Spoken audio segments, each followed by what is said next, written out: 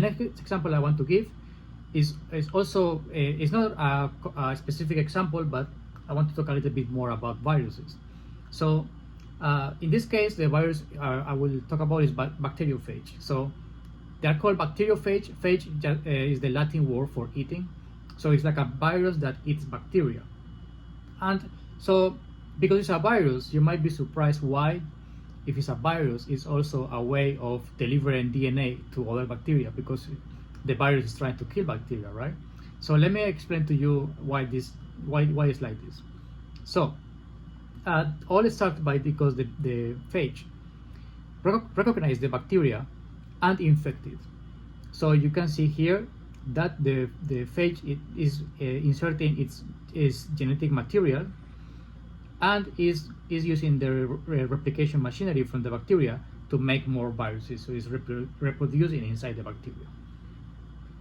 Eventually, more viruses will appear, and they are going to lysis the bacteria from the inside, and they are going to get released. Okay, so this is the life cycle of the virus, and then you can see that then it goes to the next target. Okay, however, this is not always like this. Sometimes what happens is that the virus identifies the bacteria, okay, but instead of killing the bacteria, what it does is that it introduces the DNA inside the chromosome of the bacteria, and it stays there. Why? Because maybe the condition is not optimal for the virus to replicate. Maybe the community is very stable, or maybe the environment is not good for the virus to survive. So it chooses to just stay in the bacteria chromosome, like sleeping, okay? And then the bacteria keep replicating and making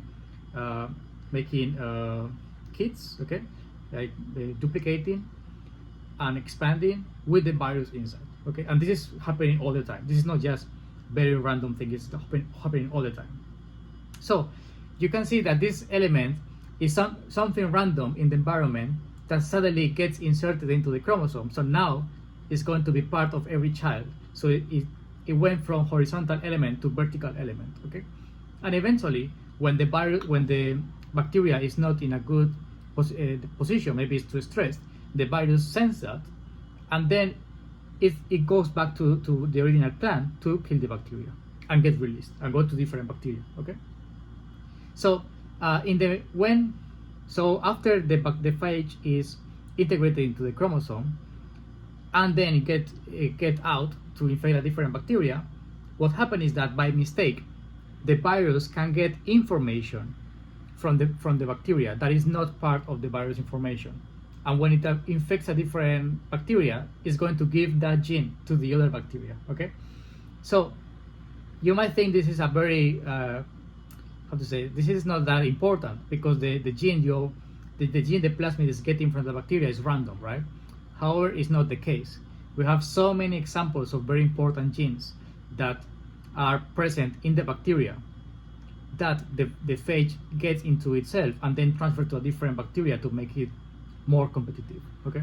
So this is why phages are the field of the field study of the phages is getting much more higher right now, or much more much bigger, because they are such an important mechanism for